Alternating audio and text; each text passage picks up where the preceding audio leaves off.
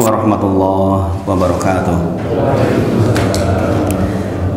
Alhamdulillahi haqqa hamdi nahmaduhu wa nasta'inuhu wa nastaghfiruh wa na'udzu billahi min syururi anfusina wa min sayyiati a'malina may yahdihillahu fala mudilla lahu wa may yudlilhu fala hadiyalah. Asyhadu an la ilaha illallah wa asyhadu anna Muhammadan abduhu wa rasuluh. Allahumma shalli ala sayyidina Muhammad wa ala ali sayyidina Muhammad. Bapak Ibu sedaya, kita bersyukur kepada Allah atas nikmat yang sangat besar ini. Kita diberi umur sampai masuk di awal bulan Dzulhijjah. Semoga Allah sehatkan kita semua, kemudian diberi rizki yang cukup sehingga kita tidak perlu harus repot-repot di 10 hari ini. Kemudian diberi taufik sehingga setiap amal soleh bisa kita lakukan. Kita sungguh mohon kepada Allah dari malam tadi, pagi ini, nanti berlanjut pagi, siang, lakukan amal soleh. Jikalau ada yang meninggal, layat segera, karena itu juga amal soleh. Bulan pagi ini saya dikabari salah satu yang saya anggap sebagai bapak saya meninggal di Berajan sini. Kalau dengan tepang Pak Sohirin, itu karena dulu sama-sama dari ngapak-ngapak, sampai sekarang masih berhubungan baik, dan kemarin sore dikabari meninggal. Insya Allah nanti layat ke sana. Kalau jenengan punya sempat waktu juga, insya Allah beliau orang baik, rahimahullah ta'ala. Mudah-mudahan diterima seluruh amal solehnya insya Allah, dan diampuni dosa-dosanya. Demikian adab kita ketika mendengar seorang muslim lain meninggal, sementara kita tahu persis bagaimana kehidupan sebelumnya. Maka kita doakan yang banyak, Bapak Ibu sedaya, jangan dilupakan, insya Allah. Sementara kita alhamdulillah diberi waktu sampai hari ini kenikmatan yang luar biasa, Bapak Ibu. Karena apa? Ma min ayamin al amalu sholehu fiya ahabu illallah min hadhil ayam, yakni yaumul asr, yakni yaumul asr. Sekarang ini, tidak ada hari-hari di mana amal soleh lebih dicintai oleh Allah di hari manapun dibandingkan hari ini.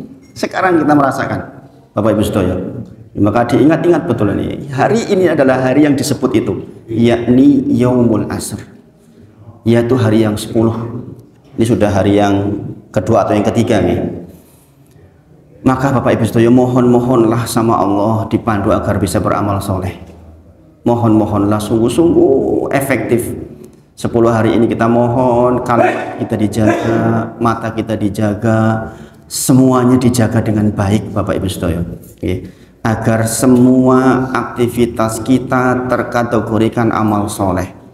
Dulu kita sudah pernah belajar apa toh arti ibadah, apa toh arti amal soleh. Di antaranya adalah ismun jami'un ma yuhibbullahu likuli ma yuhibbullahu wa yardah.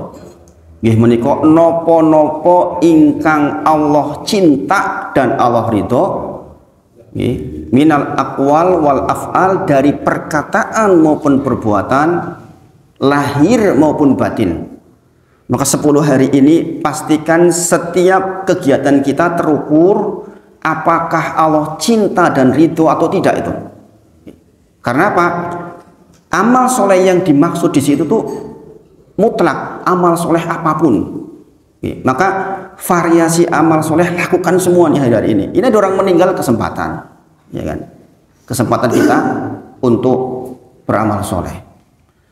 Maka sekali lagi semoga kita dimudahkan oleh Allah untuk beramal soleh di sepanjang 10 hari ini. Kita mohon dengan sangat insya Allah kepada Allah Subhanahu Wa Taala. Kemudian Bapak Ibu sedaya, sebelum masuk ke bab sholat lagi, saya ingin mengingatkan, karena beberapa waktu terakhir saya ceramah tentang masalah kurban, ternyata masih banyak sekali pertanyaan yang rodo aneh-aneh gitu. Beberapa diantaranya adalah, saya ceramah di kampung, di sebuah pedukuhan, sampai saya dipaksa harus bisa bahasa Jawa. Mereka nggak mengenal Dzulqa'dah, mengenalnya Dzulqaidah. Mereka nggak mengenal Dzulhijjah, mengenalnya apa? Besar. Nggak mengenal Al-Muharram, mengenalnya Suro. Nggak kenal Rajab, kenalnya Rejab. Jadi kemarin diterjemah sampai ini. Di antara pertanyaannya adalah, Ustadz, kulo angsal boten, nek sampun angsal sepertiga, terus kulo nyuwun Tekil. Kaki itu apa bahasa sini ya? Apa? Tikil.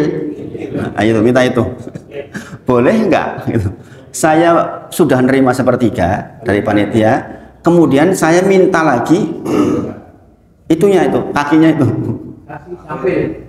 Apa? Sapil. Sampil. Ya pokoknya kalau dia bahasanya ya itu tadi. Jadi intinya di luar sepertiga minta lagi boleh enggak, itu intinya.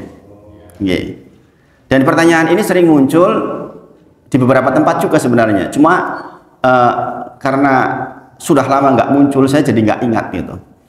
Bapak Ibu Sedoyo, jikalau ada pertanyaan seperti itu, ini panitia harus tahu, ini panitia harus tahu. Jadi ada tiga keadaan, pembagian hewan kurban.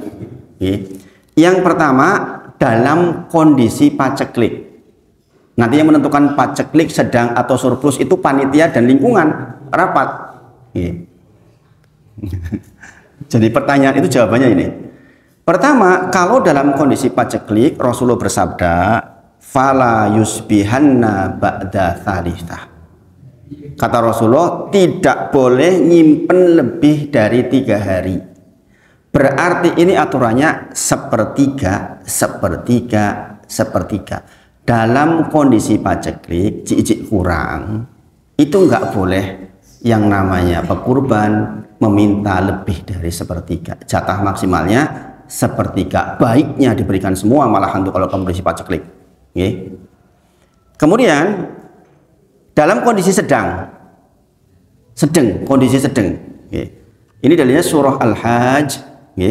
Ketika Allah menyebutkan kulu wa at'imu qoni wal mu'tar, makanlah kemudian beri makan kepada orang yang minta-minta dan yang tidak minta-minta. Maksudnya yang minta-minta orang miskin maksudnya. Ini di dalam bahasa Al-Quran disebutkan yang minta-minta atau yang tidak minta-minta, qoni wal mu'tar.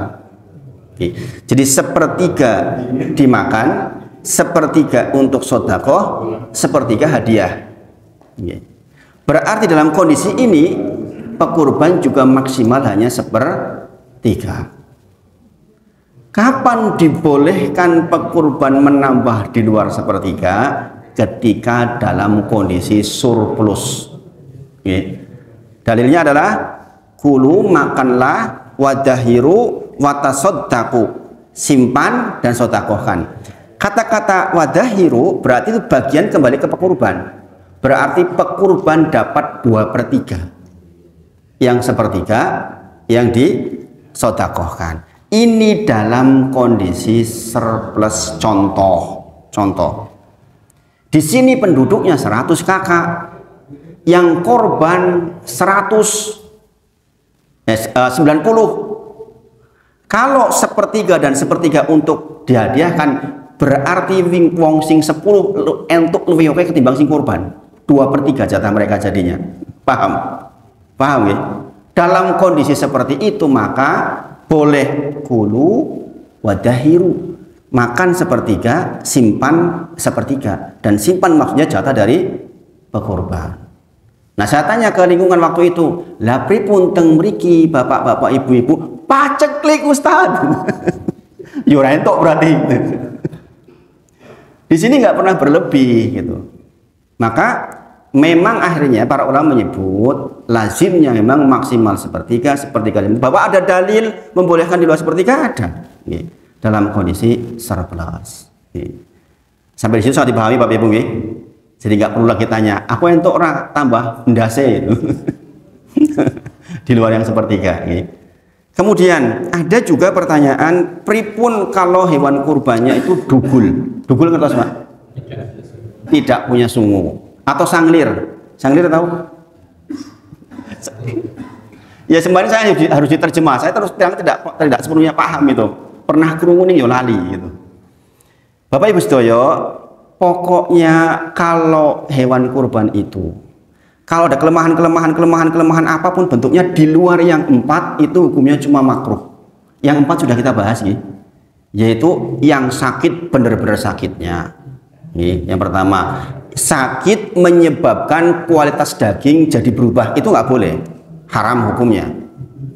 Kemudian yang mohon maaf, yang tidak melihat salah satu matanya. Arab ngomong picek ya tego. Intinya tidak, salah satu matanya tidak melihat. Kemudian yang pincang dan benar-benar pincangnya, ukurannya adalah ketika di lari bareng-bareng dia beri dewe. Lah kuwi malah sing dipilih, nah itu nggak boleh, itu haram. Atau yang kurus, kurusnya sampai sumsumnya nggak terlihat. Jadi di luar yang 4 ini, mau dugul kah, mau sanglir lah, mau sobek kupingnya sedikit lah, itu masuknya makruh. Ne ono lione, tapi kalau nggak ada nggak apa-apa, itu maksudnya. Sangat dipahami ya. Jadi pokoknya kalau kelemahan-kelemahan apapun di luar yang 4 itu hukumnya hanya makruh. Nah itu yang saya kira agak terlupakan mungkin kemarin di sini. Mudah-mudahan bisa menjadi catatan dan mudah-mudahan dimudahkan seluruh urusan di hari nahar besok. Di sini tanggal 28. Yang belinya tanggal 28 toh? Karena di sebagian masjid karena liburnya bareng-barengnya hari Kamis, dengan alasan itu akhirnya nyembelihnya hari Kamis. Nah ini keluar dari syariat, bukan keluar dari keutamaan.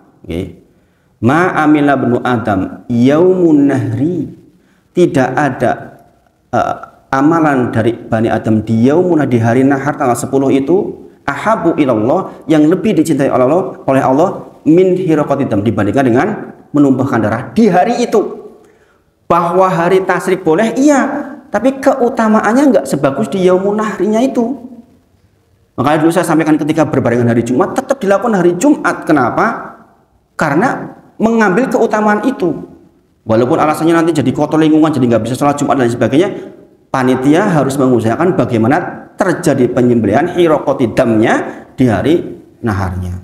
Ini penting ini.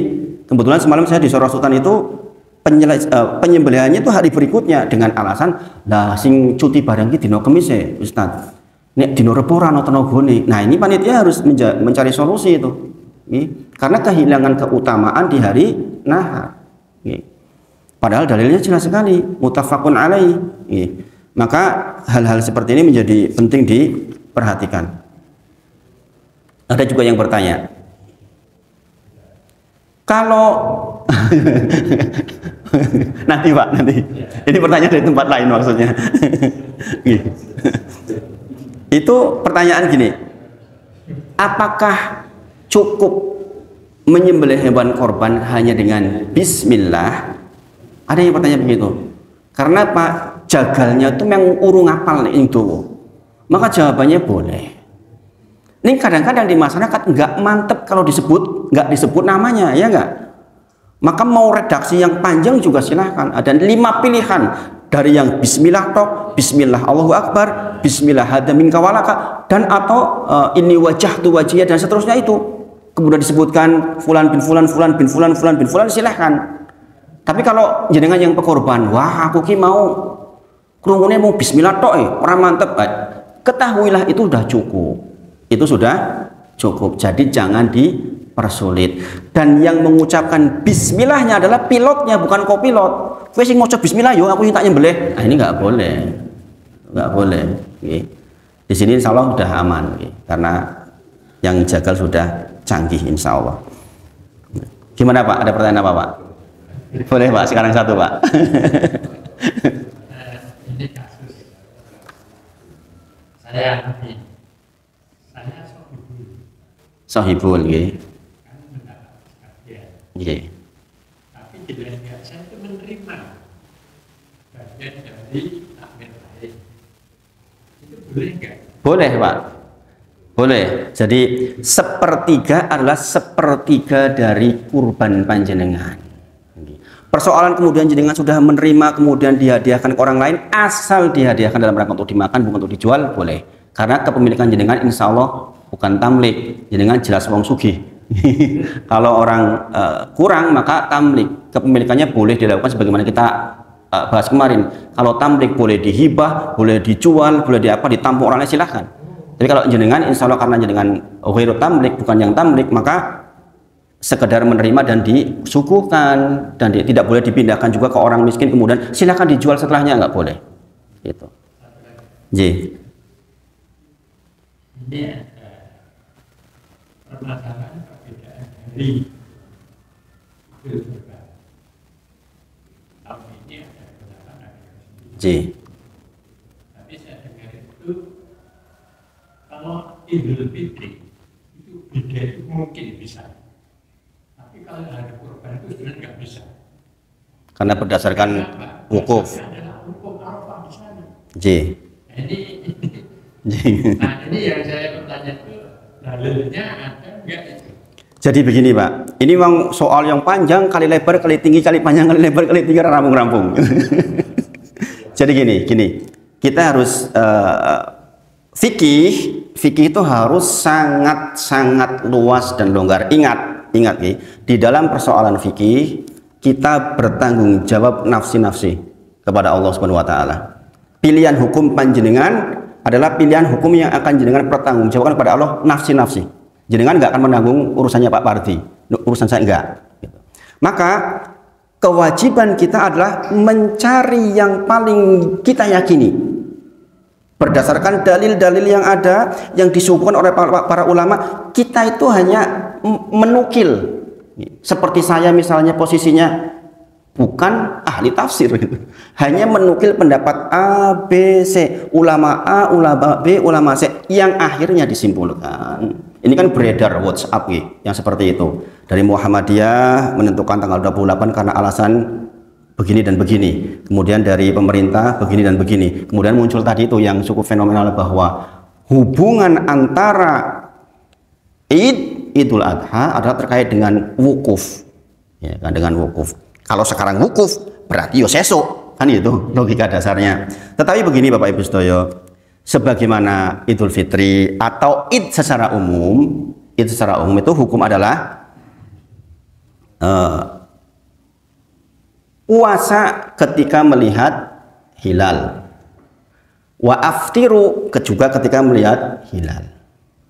Jikalau engkau ragu dengan itu, genapkan jadi 30. Itu hukum asalnya. Nah, orang yang memilih kemudian kok geser dari wukuf itu karena melihat hilalnya diukur dengan lokal. Nggak mungkin toh sama antara di sini dengan di Arab Saudi selisih berapa jam? 5-6 jam.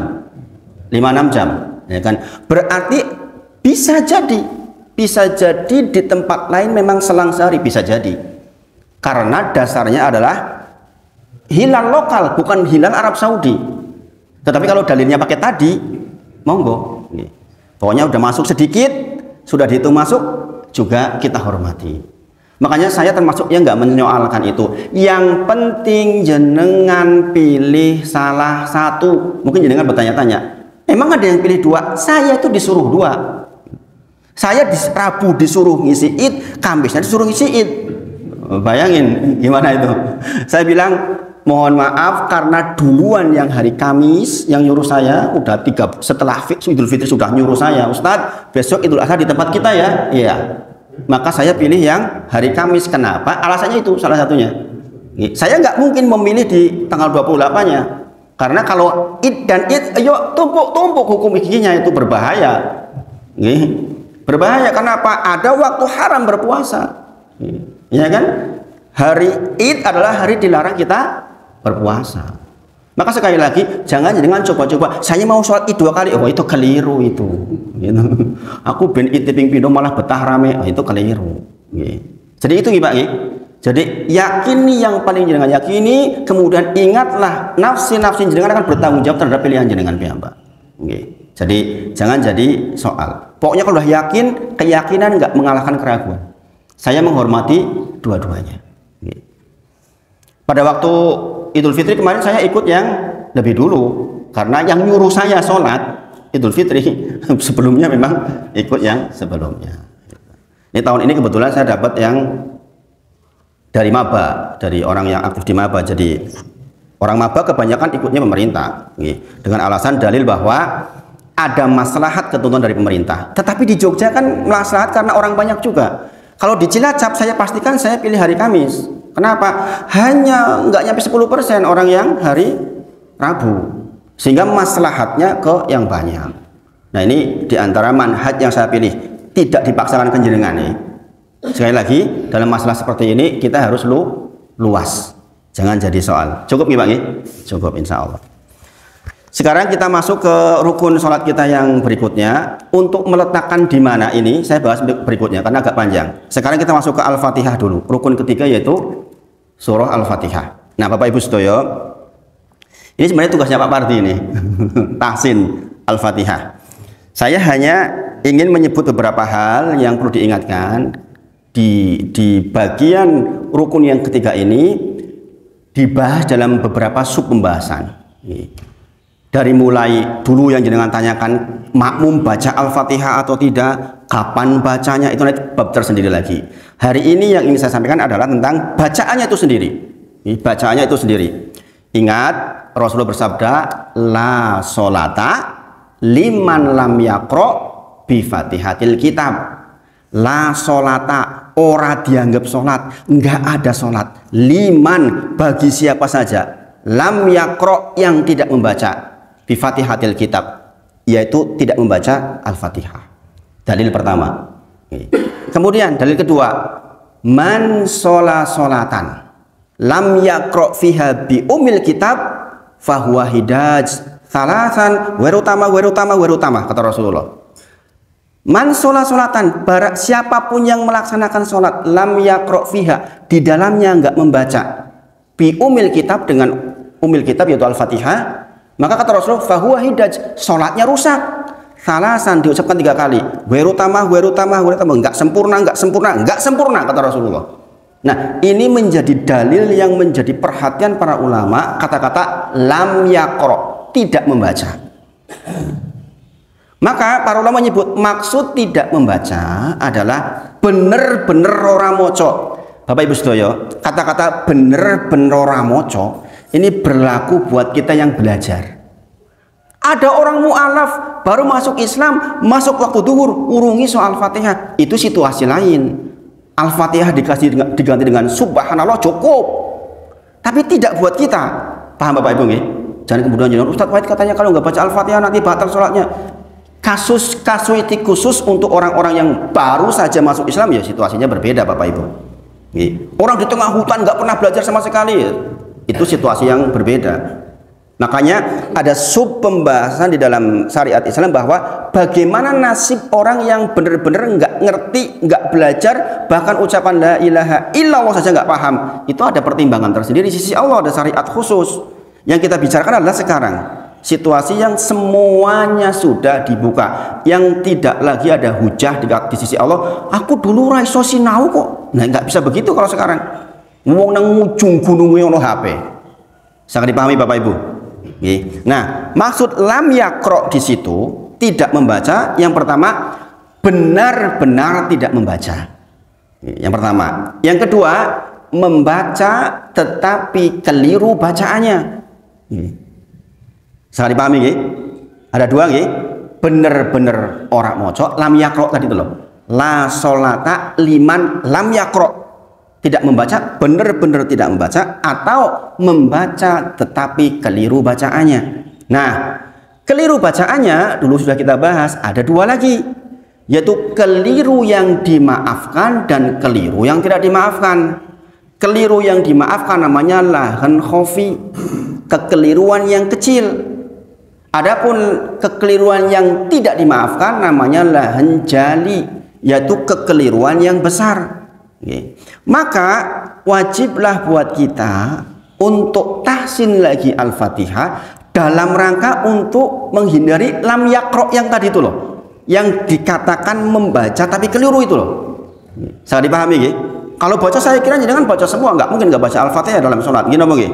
Nggak mungkin, ya kan? Zaman sekarang jenengan nggak mungkin nggak baca Al-Fatihah. Tetapi soalnya jenengan bacanya betul atau tidak. Kalau tidaknya masuk yang dimaafkan atau yang tidak dimaafkan, kan itu yang jadi soal. Saya dipahami sampai di sini, nggih? Nah inilah pentingnya tahsin suratul Fatihah. Memang bagi sesepuhan nggak mudah ini. Contoh, kita meletakkan huruf sin dengan sod.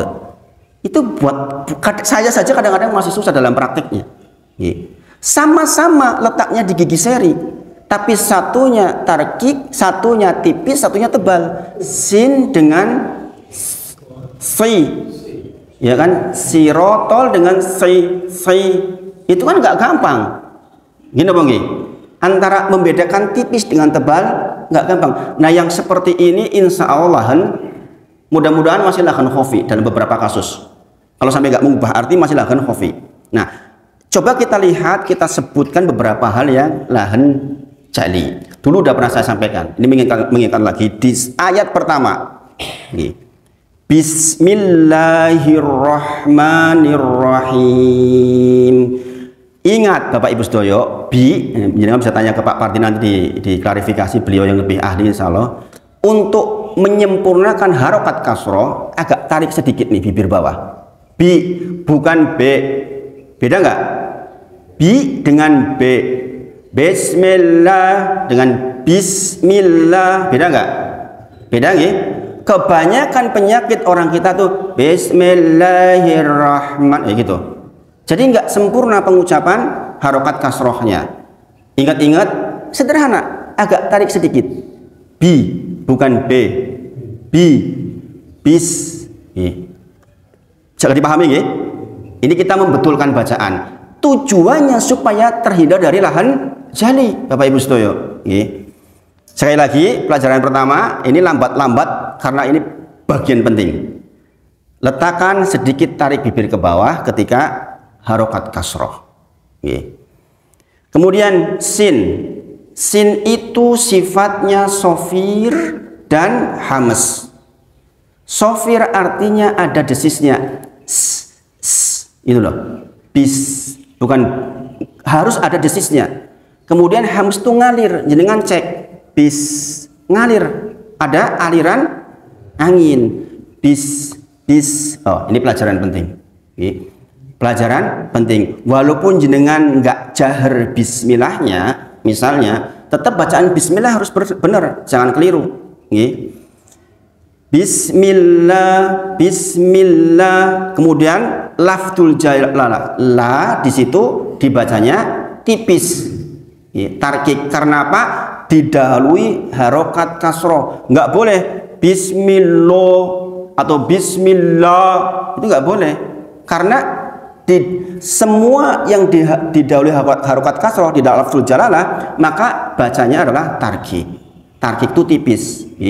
Bismillah, bismillah. Kemudian di situ ada tasdid, maka harus ditekan, nabroh, naber, ditekan, nggak boleh bismillah, bismillah, harus bismillah, bismillah. Jadi mil itu ada tasdid. Kemudian di atas lam lafzul jalalah harokatnya berdiri atau tidur? Berdiri. Berdiri itu artinya sama dengan fathah plus alif. Itu namanya mad tobi'i. Mad tobi'i, mad asli, mad dasar. Mad itu artinya panjang ya Bapak Ibu. Dan mad asli itu ya itu ada 3, yaitu harokat fathah ketemu alif, harokat kasroh ketemu ya sukun, harokat dhamma ketemu waw sukun. Itu namanya mad tobi'i. Nah, kadang-kadang ditulis dalam bentuk berdiri itu. Kalau berdiri fathah berdiri artinya fathah plus alif, berarti hukumnya mad tobi'i. Dibaca berapa panjang mad tobi'i? 2 harokat atau 1 ayun dalam metode umi. Maka dibaca bukan begini. Bismillahirrahmanirrahim. Saya sering dengar seperti itu. Gini Bang, kadang-kadang orang itu sahih banget tuh, bagus banget tuh, lanya panjang. Padahal hanya 1 ayun, 1 ayun saja. Bismillah. Makanya pakai ayun itu lebih gampang sebenarnya. Pakai ayun itu lebih gampang. 1 ayun berarti 2 harokat, 2 ketukan. Itu lebih mudah sebenarnya. Karena bahasa ketukan Bapak Ibu Sedoyo itu sebenarnya nggak ada aturan khususnya. Jangan mau bismillah juga boleh, asal ke belakangnya juga sama. Tetapi yang lazim ya seperti itu tadi, bismillah. Kemudian hi juga, ini juga ingat harokat kasroh sempurnakan. Jangan bismillahirrahmanirrahim. Kalau nggak ditarik pasti bunyinya he. Menuju ke pasti. Maka pastikan agak tarik sedikit. Bismillahi, hi bukan he. Beda nggih? Beda. Bismillahirrahmanirrahim. Nah, di sini ada irra, Bapak Ibu semuanya, supaya ini dengan clear bacaan Al-Fatihahnya. Di sini ada namanya alif lam samsiyah. Alif lam samsiyah artinya alif lam yang enggak dibaca, langsung masuk ke ro. Nggih. Bismillahirrahmanirrahim. Nggih. Jadi kalau ada alif lam ketemu huruf samsiyah, salah satunya ro, maka dibacanya langsung masuk ke huruf samsiyahnya itu. Juga sering disebut dengan istilah apa tuh? Kalau alif lam samsiyah itu idgham samsiyah. Karena idgham itu artinya masuk, Bapak Ibu sedaya nggih. Masuk ke huruf samsiyahnya. Bismillahirrahmanirrahim. Kemudian roh juga ha itu hamas dan tidak kotor sedikit pun. Roh bukan roh, bukan roh. Bisa dipahami Bapak Ibu? Nggih. Bismillahirrahmanirrahim. Seperti hayya 'alal falah gitu. Bukan hayya 'alal falah. Itu keliru. Apa artinya itu? Makanya adzan juga harus hati-hati. Hayya 'alal falah. Gitu. Seperti sama di sini ar-rah. Bismillahirrahmanirrahim. Ma di situ juga sama. Berdiri atau tidur? Ma di situ berdiri. Ini harusnya ada Quran memang. Maka dibaca mad tabi'i, dibaca 2 harokat, bukan 3, 4, 5 harokat. Bukan bismillahirrahmanirrahim, salah. Kadang-kadang ada yang baca seperti itu. Kemudian nir sama nirra itu huruf alif lam, hukum alif lam samsiyah. Nirra. Kemudian getaran ro, aturannya inilah getaran ro.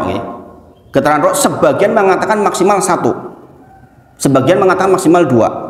Bukan bismillahirrahmanirrahim. Rumongsone nek koyo ngono iki terus apik men. Itu keliru Bapak Ibu sedaya. Getaran ro maksimal itu 2 sebagian, sebagian mengatakan 1. Takririrnya, bismillah. Makanya kalau jenengan mendengarkan orang-orang yang bacaannya bersanad, kadang-kadang rada aneh malahan. Karena ro kayak berhenti. Ro itu naik nih Pak, ke langit-langit. Ro itu naik. Bismillahir itu maksimal tuh 2 sebenarnya, meskipun prakteknya kadang-kadang susah. Tapi kita minimal tahu ilmunya, bahwa dengan niat seperti itu. Bismillahirrahmanirrahim. Kemudian him ini jangan perhatikan juga, karena bagi orang yang nggak tahu kadang-kadang ini diprotes. Him itu ada namanya hukum mad arid lisukun. Mad arid lisukun artinya mad tabi'i bertemu dengan huruf hijaiyah yang disukun. Mana mad tabi'inya? Kasroh plus ya sukun. Him itu kan hak kasroh plus ya sukun. Hi. Kemudian ketemu mim yang disukun. Kenapa disukun? Karena wakof. Aslinya kan bismillahirrahmanirrahim. Alhamdulillah. Hi. Kalau disambung dengan mil tetap mad tabi'i saja. Tapi kalau berhenti maka hukumnya berubah menjadi mad arid lisukun. Bagaimana bacanya? Boleh 2, 4 atau 6 harokat. Maka kalau jenengan mendengar orang bacaannya di belakang dipanjangkan sepanjang dia mad arid lisukun, nggak apa-apa. Karena ada orang ngimami, ini kejadian di kampung, kakak saya sendiri kebetulan, dia baca wattini wazzaitun waturi sinin. Sampean kilo didawak-dawak kayak kabeh ngono kuwi, aturane sapa? Ini masalah. Sepanjang itu hukumnya mad arid lisukun ada 3 pilihan, boleh 2, boleh 4, boleh 6. Yang penting konsisten dalam satu suratan. Contohnya ini, bismillahirrahmanirrahim, boleh. Atau bismillahirrahmanirrahim, boleh. Yang penting konsisten dalam satu bacaan. Sangat dipahami Bapak Ibu. Bahkan itu cara mengindahkan bacaan letaknya biasanya di salah satunya di mad arid li sukun, bacaan-bacaan di belakang itu. Sangat dipahami Bapak Ibu. Ini ora terus alhaqumut takatsur. Nah, itu ya keliru. Sangat dipahami nggih? Nah, saya mengajak jenengan untuk berpikir begini.